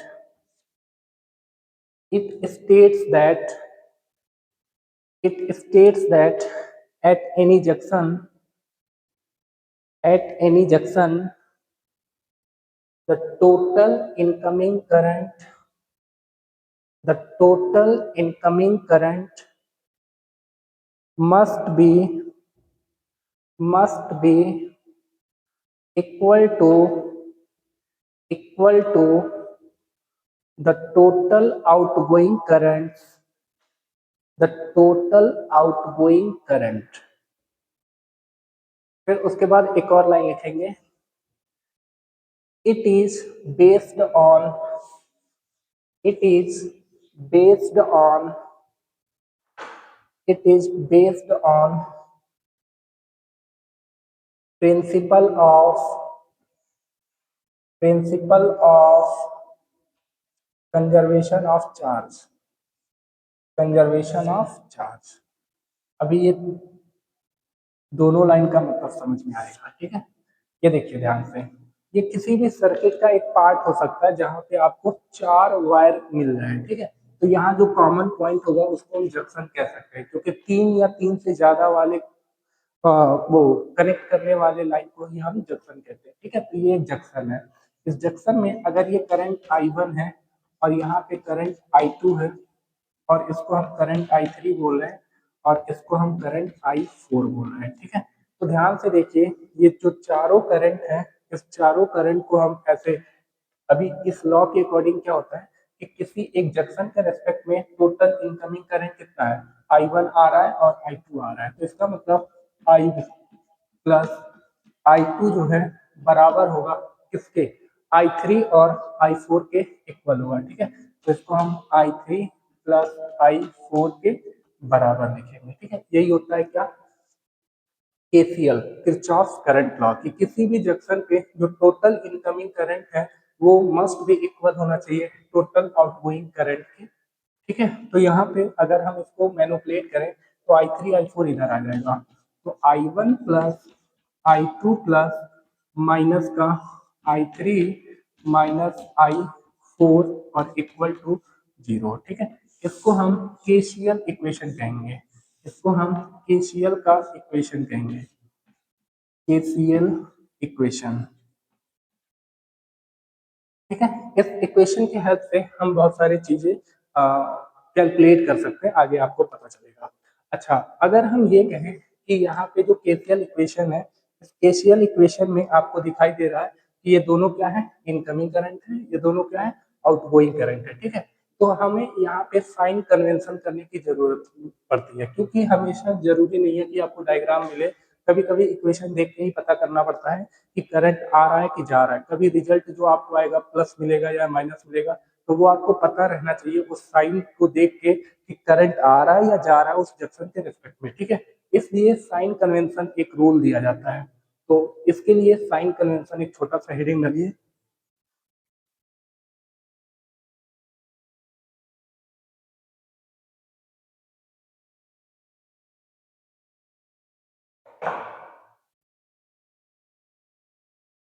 sign convention.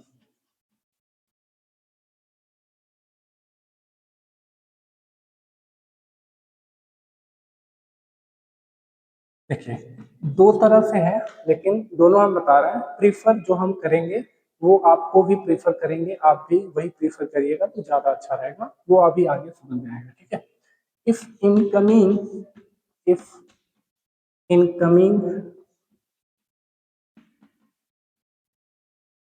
Current, अगर इनकमिंग करंट को हम पॉजिटिव लेते हैं, ठीक है, तो आउटगोइंग करंट को देन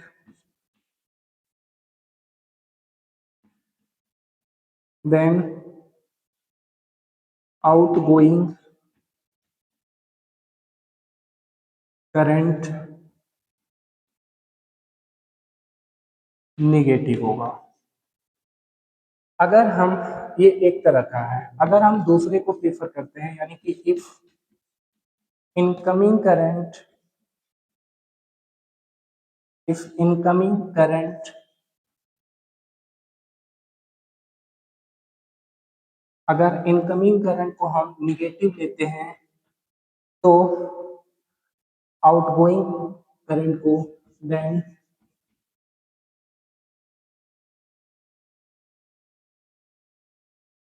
आउटगोइंग करंट पॉजिटिव।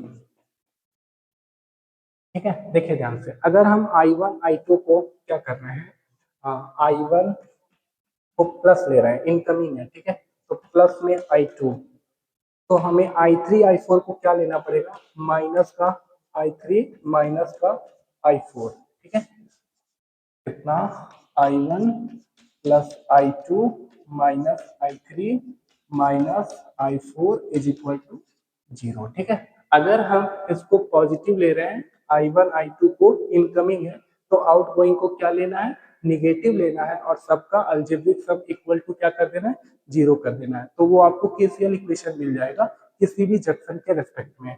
इसी चीज को हम दूसरे तरीके से भी कर सकते हैं कि अगर इनकमिंग करंट को हम निगेटिव लेते हैं, तो आउटगोइंग करंट को हम क्या करेंगे, पॉजिटिव लेंगे। ठीक है, ध्यान से देखिए, अगर हम इसको इनकमिंग वाले को माइनस का I1 माइनस का I2, तो प्लस का I3 और प्लस का I4 इक्वल टू 0 करेंगे। देखो ध्यान से कि इनकमिंग वाला निगेटिव और आउटगोइंग वाला क्या, पॉजिटिव, इक्वल टू 0। ये कुछ और नहीं है, इसी में से माइनस कॉमन ले लो तो वही आ जाएगा, माइनस उधर जाके 0 से न्यूट्रलाइज हो जाएगा। इसीलिए हम दोनों को अप्लाई कर सकते हैं, लेकिन अगर एक चीज को हैबिट बना लेते हैं तो आपको कैलकुलेशन के टाइम पे साइन का जो मिस्टेक होता है वो कम से कम होगा। ठीक है, वैसे दोनों प्रीफर कर सकते हैं, लेकिन किसी एक को आप हैबिट बना सकते हैं, मैं इसको बनाता हूँ ज्यादातर, आप भी किसी को भी चूज कर सकते हैं। ठीक है, इसमें फिर और क्या है हमारे पास कि जो केसीएल इक्वेशन है,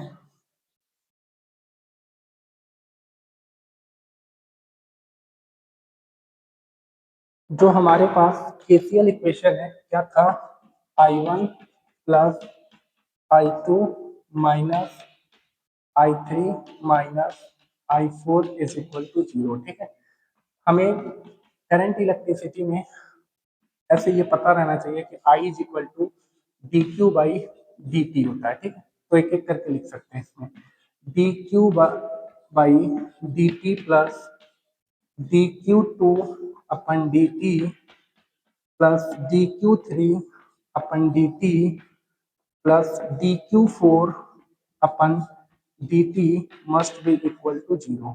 इसमें से अगर हम d by D t common ले लें तो d बाई डी टी अगर कॉमन लेते हैं तो Q1 प्लस Q2, सॉरी ये माइनस था, माइनस यहाँ पे भी माइनस। ठीक है, minus Q3 minus Q4 is equal to 0। पूरे क्वांटिटी को अगर हम कांस्टेंट बोलें तो कांस्टेंट का डिफरेंशिएशन होता है 0। तो Q1 प्लस Q2 हम लिख सकते हैं क्या, Q1 plus Q2 is equal to, और ऐसा ले आए तो Q3 प्लस Q4। ठीक है, ध्यान से देखिए, इसी को हम चार्ज कंजर्वेशन के प्रिंसिपल पे बेस्ड क्यों कहे थे, वो लाइन क्यों लिखवाए थे। जितना चार्ज यहाँ से यहाँ आ रहा है उतना ही चार्ज यहाँ से यहाँ निकलेगा। ठीक है, इसीलिए हम इस लॉ को कहते हैं कि this law is based on the principle of conservation of charge, क्योंकि जितने चार्ज आ रहे हैं इनकमिंग है इस जंक्शन पे उतना ही चार्ज आउटगोइंग है बाहर निकल रहे होंगे। ठीक है, तो ये आप नोट करिए।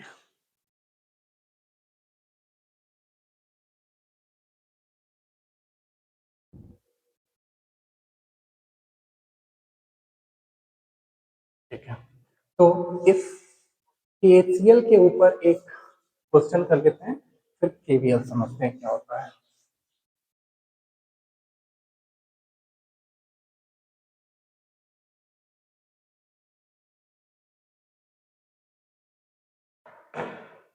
अगर हमें ऐसे वायर बना रखा है, इधर से 7 एम्पियर जा रहा है, इधर से 3 एम्पियर जा रहा है, यहाँ पे 2 एम्पियर निकल गया, तो आपको बताना है कि यहाँ पे I1 की वैल्यू कितनी होगी। ठीक है, तो आप ध्यान से देखिए, आप यहाँ पे एक जंक्शन बोल सकते हैं क्योंकि यहाँ से 3 रास्ते हैं, J1 बोल दीजिए, इसको आप जंक्शन बोल सकते हैं, इसको क्योंकि यहाँ से 3 रास्ते हैं इसको जंक्शन 2 बोल दीजिए। इस जंक्शन को हम बोले तो इस जंक्शन के रिस्पेक्ट में कितने इनकमिंग करंट है, 7 प्लस 3, तो निकल कितना रहा होगा, पक्का है कि निकल रहा होगा कितना, 10 एम्पियर। ठीक है, तो ये 10 एम्पियर जा रहा है। अब इस जंक्शन के रेस्पेक्ट में 10 एम्पियर इनकमिंग है, तो 2 एम्पियर अगर बाहर निकल रहा है तो I1 की वैल्यू पक्का है कितना होना चाहिए, I1 की वैल्यू जो है 8 एम्पियर होना चाहिए, तभी तो 8 plus 2 ampere is equal to 10 ampere incoming होगा। समझ में आया, तो जंक्शन लॉ ऐसे अप्लाई करते हैं। ठीक है, किरचॉफ का जो पहला वाला लॉ है वो हमें आगे और तरह से एग्जाम्पल मिलेगा, समझ में आएगा। सबसे आसान यही एग्जाम्पल होता है। फिर अब दूसरा पढ़ते हैं, किरचॉफ वोल्टेज लॉ।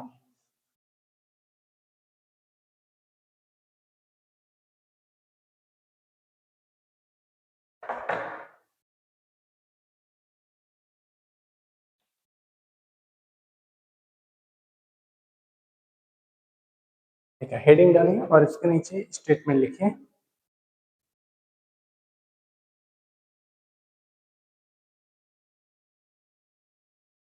लिखिए, पहले लाइन में लिखिए, इट इज अप्लीकेबल फॉर, जैसे वो किसी सेक्शन पे अप्लाई होता था वैसे ये जो है एक हम लूप में अप्लाई कर पाते हैं, ये अप्लीकेबल होता है केवल किसी क्लोज लूप के लिए। तो लिखिए, it is applicable for closed loop, it is applicable for closed loop, it is applicable for closed loop।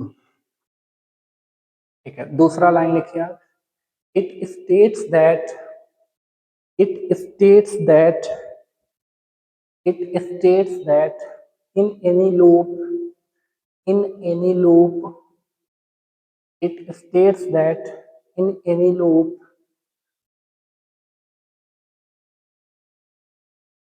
The algebraic sum of potential drop, the algebraic sum of potential drop across each elements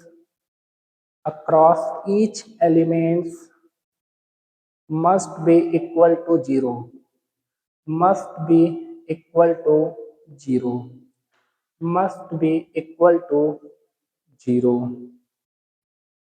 फिर तीसरी line में लिखेंगे this law is based on this law is based on principle of conservation of energy. This law is based on principle of conservation of energy. ठीक है, अब समझिए कि ये किरचॉफ लॉ होता क्या है। सबसे पहले अगर इसे अप्लाई करना है तो वो एक क्लोज लूप होना चाहिए। ठीक है, तो अगर हमारे पास एक बैटरी है, यहाँ पे एक बैटरी है, यहाँ पे एक रेजिस्टेंस लगा देते हैं, यहाँ पे एक रेजिस्टेंस लगा देते हैं, यहाँ पे एक रेजिस्टेंस। ठीक है, देखिए ध्यान से, ये एक क्लोज लूप है। ठीक है, बैटरी का वोल्टेज हमें V1 पता होगा, V2 पता होगा, ये रेजिस्टेंस R1 पता होगा, ये रेजिस्टेंस R3 पता होगा, ये रेजिस्टेंस R4 पता होगा। तो केवीएल हम अप्लाई करेंगे इसमें, और ये केवीएल के अकॉर्डिंग क्या होता है कि यहाँ पे हर एक जगह पे क्या है, हर एक एलिमेंट के अक्रॉस पोटेंशियल ड्रॉप होता है। तो यहाँ पे V1 है, यहाँ पे V2 है, इसको हम V3 बोल देते हैं, इसको हम V4 बोल देते हैं, और इसको हम V5 बोल देते हैं। ठीक है, तो जो according to Kirchhoff voltage law है वो क्या कहते हैं कि V1 plus V2 plus V3 plus V4 plus V5, इनका जो अलजेब्रिक सम है वो टोटल किसके बराबर होना चाहिए, वो जीरो के बराबर होना चाहिए। ऐसा क्यों है, क्योंकि वो कहते हैं कि इस सर्किट में एनर्जी जो है जितना प्रोड्यूस होगा उतना कंज्यूम होगा, तो सबको ऐड करेंगे वही जीरो आना चाहिए। अगर ये कुछ एनर्जी वो प्रोवाइड कर रहा है, ये भी एनर्जी कुछ डिलीवर कर रहा है, तो ये एनर्जी कंज्यूम कर रहा है, एनर्जी कंज्यूम कर रहा है, एनर्जी कंज्यूम कर रहा है। तो यहाँ से वोल्टेज निकल रहा है, वोल्टेज निकल रहा है, यहाँ पे वोल्टेज ड्रॉप हो रहा है। तो इनका सारा वोल्टेज ड्रॉप जो है वो इक्वल टू जीरो होना चाहिए। ठीक है, यही होता है क्या, केवीएल का इक्वेशन। इसे हम केवीएल इक्वेशन कहते हैं, केवीएल इक्वेशन। ये समझिए थोड़ा सा, अगर आपको समझना है इसको हम कैसे करते हैं। जैसे अगर हम यहाँ से यहाँ पे जब हम वाटर को फ्लो करा रहे थे, वाटर को फ्लो करा रहे थे, तो वो एनर्जी को क्या कर रहा था, वो वाटर को वेस्ट नहीं कर रहा था, वाटर को वेस्ट नहीं कर रहा था, वो वाटर के काइनेटिक एनर्जी को घटा रहा था। ठीक है, तो यहाँ से अगर करंट निकल रहा है, यहाँ से करंट निकल रहा है, तो करंट पूरे सर्किट में सेम रहेगा, करंट की वैल्यू घटेगी नहीं, इसके वजह से कुछ कम नहीं होगा, इसकी वजह से कुछ कम नहीं होगा, कुछ ड्रॉप हो रहा है। ठीक है, कुछ घट रहा है। वो घटने का मतलब ये नहीं है कि करंट जो है 10 एम्पियर यहाँ था तो यहाँ आया तो 8 एम्पियर हो गया, 8 एम्पियर के बाद यहाँ 6 एम्पियर हो गया, ऐसा नहीं होता है। पूरे वायर के अलॉन्ग जो है जो करंट की वैल्यू होगी वो सेम होगी। जैसे यहाँ से हम वाटर को दे रहे हैं, वाटर यहाँ से अगर 100 लीटर भेजे तो यहाँ पे 100 लीटर ही निकलेगा, लेकिन यहाँ रास्ते में क्या लॉस हो रहा है, काइनेटिक एनर्जी का लॉस हो रहा है। ठीक है, उसी तरीके से यहाँ पे जो लॉस हो रहा है वो करंट का लॉस नहीं होता है, वहां पे एनर्जी का लॉस होता है, और उसी को हम क्या कहते हैं, वोल्टेज ड्रॉप कहते हैं। ठीक है, तो सबका जो समेशन होता है वो algebraic sum equal to zero होता है, वही किरचॉफ वोल्टेज लॉ बताते हैं। तो इसमें इस इक्वेशन को केवल ऐसे लिख लेने से हमारा ये पूरा कंप्लीट वो वैल्यू नहीं आ पाता है, इसमें भी हम क्या करते हैं, साइन कन्वेंशन करते हैं। तो पहले ये डायग्राम बनाइए।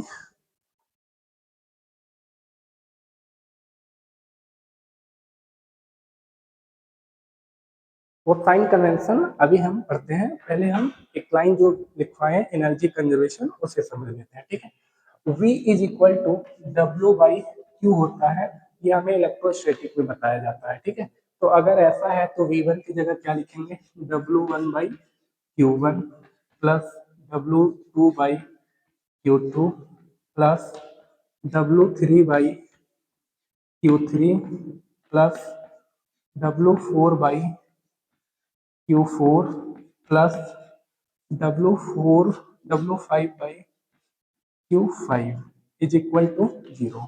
ध्यान से देखिए, जो पूरे सर्किट में करंट की वैल्यू है, जैसे करंट हमें मिलता है किसी चार्ज के फ्लो होने से, तो चार्ज हर एक जगह क्या होगा, सेम होगा, अलग अलग नहीं होगा। इसका मतलब पूरे सर्किट में चार्ज क्या है, सेम है। तो Q1 Q2 नहीं, 3 नहीं होगा, सब सेम होंगे, तो ये Q होगा। ठीक है, अगर Q को उधर हम भेज दें तो हमारे पास ये क्या बचेगा, W1 plus W2 plus W3 plus W4 plus W5 must be equal to 0। ठीक है, अभी ये जो इक्वेशन है, इस इक्वेशन में हमें साइन कन्वेंशन करना पड़ता है। वो क्यों, क्योंकि ये सबका ये कुछ एनर्जी है, सारे एनर्जी इक्वल टू 0 नहीं हो सकते। ठीक है, वो साइन कन्वेंशन हमें अप्लाई करना पड़ता है। बस हमें यहाँ से ये पता चल रहा है क्या, कि ये एनर्जी कंजर्वेशन के ऊपर बेस्ड है। क्यों, क्योंकि ध्यान से देखिए, अगर ये W1 कर रहा है तो ये वर्क डन कर रहा है, एनर्जी प्रोवाइड कर रहा है, ये भी वर्क डन कर रहा है, यानी कि एनर्जी प्रोवाइड कर रहा है। तो इसमें से कोई दो लोग क्या होंगे, पॉजिटिव होंगे, और बाकी तीन वर्क डन जो है वो क्या होंगे, निगेटिव होंगे। तो W1 plus W2 must be equal to होना चाहिए किसके, W3 plus W4 plus W5 के। जितना वर्क डन ये दोनों लोग करेंगे, उतना ही ये तीनों लोग डिसिपेट करेंगे एनर्जी को। इसीलिए हम कहते हैं कि केवीएल जो होता है वो क्या होता है, वो एनर्जी कंजर्वेशन के ऊपर बेस्ड होता है। ठीक है, अब समझते हैं कि साइन कन्वेंशन कैसे करते हैं।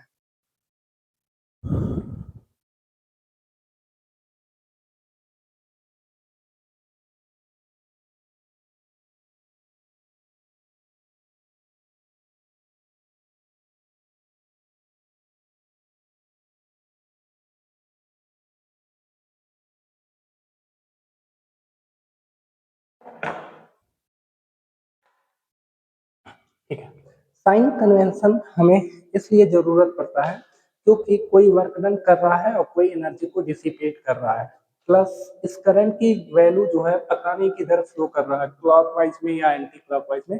इसलिए साइन कन्वेंशन हमें पॉजिटिव या निगेटिव बताता है कि करंट का डायरेक्शन किधर होगा और कौन वर्क डन कर रहा है और किसके ऊपर वर्क डन हो रहा है। ठीक है, तो इसके लिए हम सबसे पहले लूप का डायरेक्शन एक कंसीडर करते हैं। ठीक है, किसी लूप का, किसी भी लूप में एक लूप का डायरेक्शन कंसीडर करते हैं।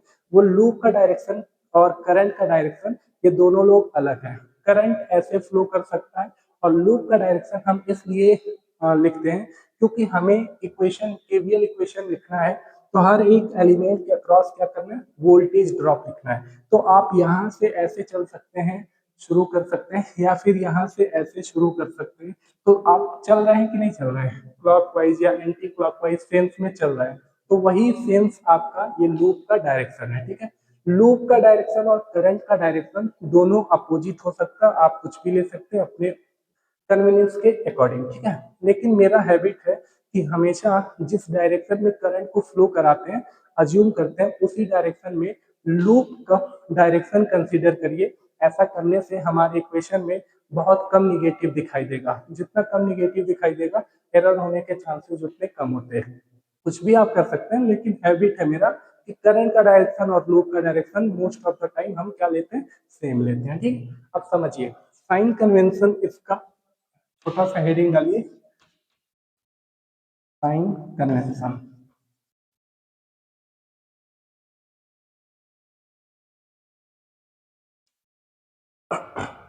इसमें आपको लिखना है इफ, सबसे पहले for battery, for battery,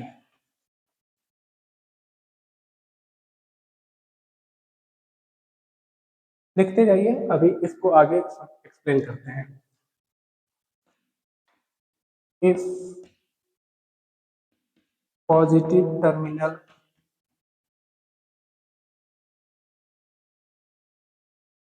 meet first,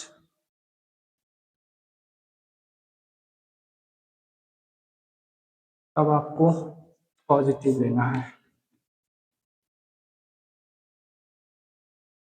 दूसरा, if negative terminal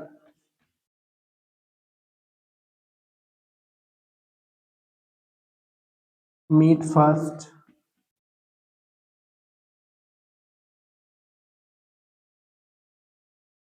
तब आपको निगेटिव लेना है।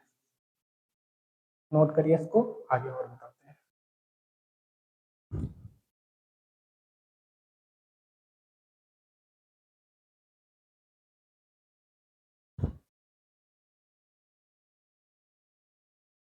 ठीक है, दूसरा जो है हम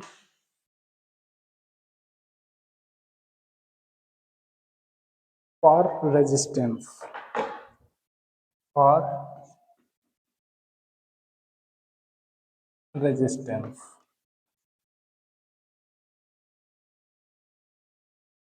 if direction of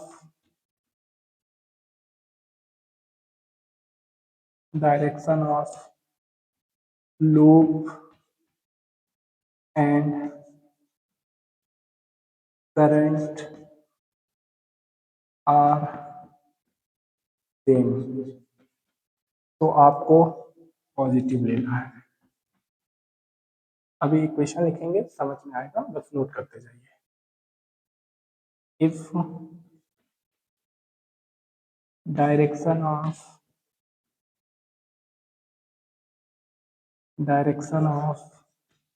loop and current are opposite,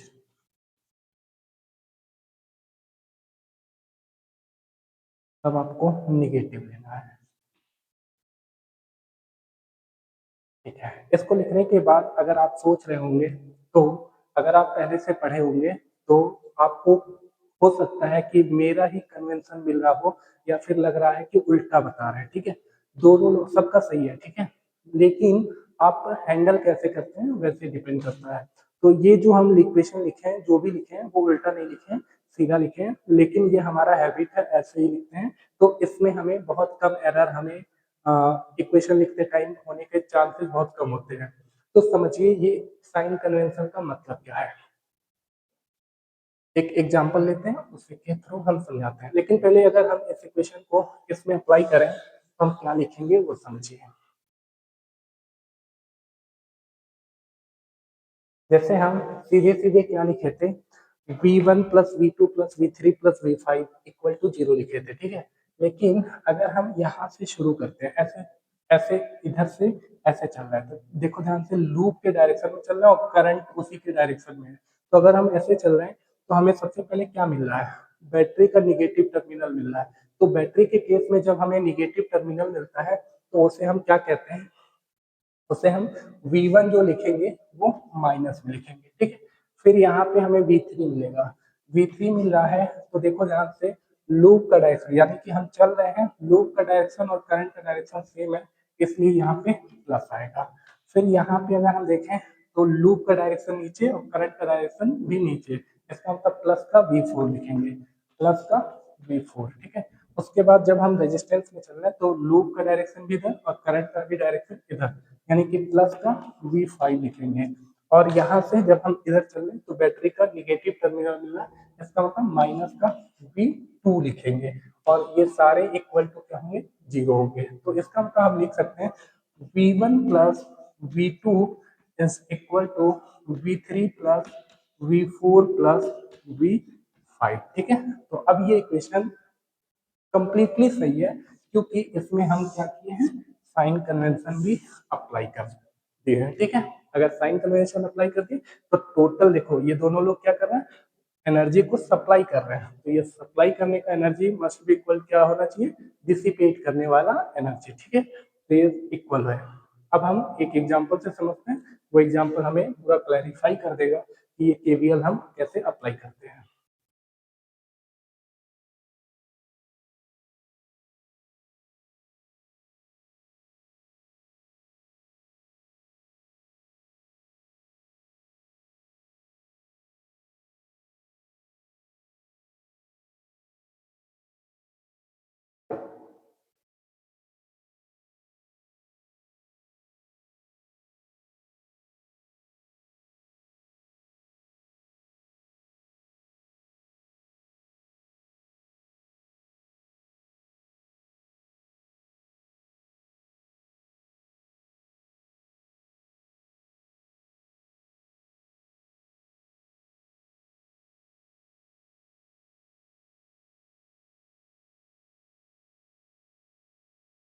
ठीक है।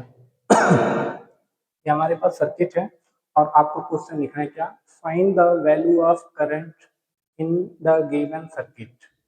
Find the value of current, find the value of current in given circuit, in given circuit, find the value of current in given circuit।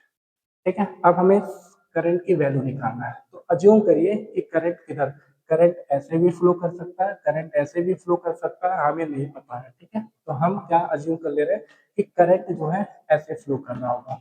अगर ऐसे flow कर रहा होगा तो हर एक line में इसी को फॉलो करेगा, यानी कि करंट का डायरेक्शन ये है, करंट का डायरेक्शन ये है, करंट का डायरेक्शन ये है। ठीक है, अब हमें केवीएल अप्लाई करना है। तो केवीएल अप्लाई करने के लिए हमें केवीएल का लूप का डायरेक्शन कंसीडर करना होता है। ठीक है, तो अभी हमने बताया कि अगर करंट के डायरेक्शन में लूप का डायरेक्शन ले सकते हैं, लेते हैं, तो हमारे इक्वेशन में माइनस बहुत कम नजर आएगा।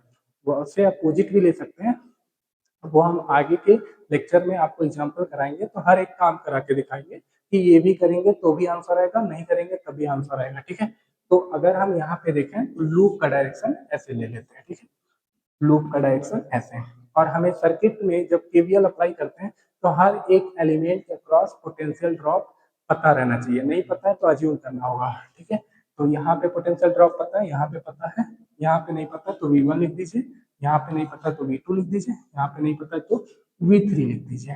तो अब चलिए लिखते हैं। यहाँ पे अगर हम शुरू करते हैं, यहाँ से शुरू करिए, और जब शुरू करेंगे तो यहीं पे आके खत्म करेंगे। ठीक है, अगर हम यहाँ से शुरू करते हैं तो सबसे पहले हमें क्या मिलना है, V1 मिल रहा है, V1।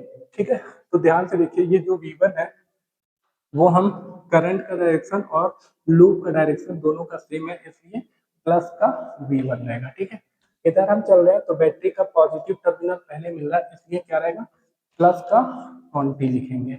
उसके बाद जब हम इधर चल रहे हैं तो करंट का डायरेक्शन और लूप का डायरेक्शन सेम है, इसलिए प्लस का V2 रहेगा, प्लस का V2। इधर जब हम चल रहे हैं तो करंट का डायरेक्शन और लूप का डायरेक्शन दोनों सेम है, तो इसका मतलब प्लस का V3 लिखेंगे, प्लस का V3। जब हम इधर चल रहे हैं तो बैटरी का पहले हमें क्या मिलना है, निगेटिव टर्मिनल, इसलिए क्या लिखेंगे, माइनस का 10 लिखेंगे, माइनस का 10, और सारे इक्वल टू क्या, 0, क्योंकि हम यहाँ पे आ गए और सारे एलिमेंट के अक्रॉस हम क्या लिख दिए, पोटेंशियल ड्रॉप लिख दिए, और सबका algebraic sum must be equal to 0 होना चाहिए, प्रोवाइडेड आप साइन कन्वेंशन अप्लाई किए हो। ठीक है, तो अब V1 की वैल्यू लिखेंगे। देखो V is equal to I into R होता है ओम्स लॉ के अकॉर्डिंग, तो अगर हम I कंसीडर किए हैं तो I इंटू 2 लिखेंगे। ठीक है, I इंटू 2, फिर प्लस में 20, फिर प्लस V2 अगर हमें लिखना है तो I इंटू 2 लिखेंगे, I इंटू 2 लिखेंगे, और अगर V3 लिखना है तो I इंटू 1 लिखेंगे, I इंटू 1, और माइनस का 10 जो पहले से इक्वेशन में है इज इक्वल टू 0। अगर हम इसको ध्यान से देखें तो देखो 2i और 1i, यानी कि 5i plus 20 minus 10 is equal to 0। इसको सॉल्व करें तो 5i इज इक्वल टू, ये माइनस का 10 होगा क्योंकि ये प्लस का 10 और इधर लेके आएंगे तो माइनस का 10। इसका मतलब 5 से अगर डिवाइड करें तो i is equal to minus 10/5 लिखेंगे, और i is equal to minus का 2 एम्पियर आएगा। ये ध्यान से देखिए, जो करंट की वैल्यू है वो माइनस का 2 एम्पियर आया। ठीक है, इतना सॉल्यूशन लिखने के बाद आपको इसके नीचे स्टेटमेंट लिखना है कि करंट की वैल्यू कभी 0 से कम नहीं होता है। जैसे किसी पाइप में पानी अगर फ्लो कर रहा है तो 10 लीटर फ्लो कर सकता है, 5 लीटर फ्लो कर सकता है, 2 लीटर फ्लो कर सकता है, 1 लीटर, 0 लीटर अगर नहीं है, इसका मतलब पानी क्या 0 से कम फ्लो कर सकता है, नहीं कर सकता है। तो 0 से कम जैसे पानी नहीं होता है, वाटर नहीं फ्लो कर सकता, वैसे करंट भी 0 से कम नहीं होता, मिनिमम 0 पॉइंट समथिंग होगा। ठीक है, अगर करंट की वैल्यू है तो ये माइनस का मतलब ये नहीं होता है कि वो करंट की वैल्यू 0 से छोटा है, 0 से कम है। ये माइनस का मतलब ये है कि जो आपने डायरेक्शन कंसीडर किया है, अज्यूम किया, देखो हमने अज्यूम क्या किया है, करंट का डायरेक्शन ये किया। ठीक है, तो ये माइनस आने का मतलब ये है कि आपका अजम्पशन गलत है, जो अज्यूम किए हैं वो अपोजिट डायरेक्शन में एक्चुअली करंट फ्लो कर रहा है। ठीक है, इसका मतलब ये हमारा अगर पॉजिटिव आंसर आया रहता तो इसका मतलब हमारा अजम्पशन 100% सही है, उसी डायरेक्शन में करंट फ्लो कर रहा है। लेकिन ये माइनस आने का मतलब ये है कि करंट का डायरेक्शन हमारे अजम्पशन के अपोजिट डायरेक्शन में, तो करंट बेसिकली किस तरफ फ्लो कर रहा है, एंटी क्लॉकवाइज में। और प्रैक्टिकली सोचिए, इस पूरे सर्किट में दो बैटरी है, एक 20 वोल्ट और एक 10 वोल्ट। इन दोनों में कौन ताकतवर है, 20 वोल्ट ताकतवर है, तो ये ज्यादा करंट दे रहा होगा, और ज्यादा करंट अगर दे रहा होगा तो इसका मतलब यही डोमिनेटिंग होगा, इस करंट को कैंसिल आउट करेगा और ओवरऑल करंट ऐसे फ्लो करेगा। समझ में आया? ठीक है, बाकी नेक्स्ट लेक्चर में और एग्जांपल कर सकते हैं।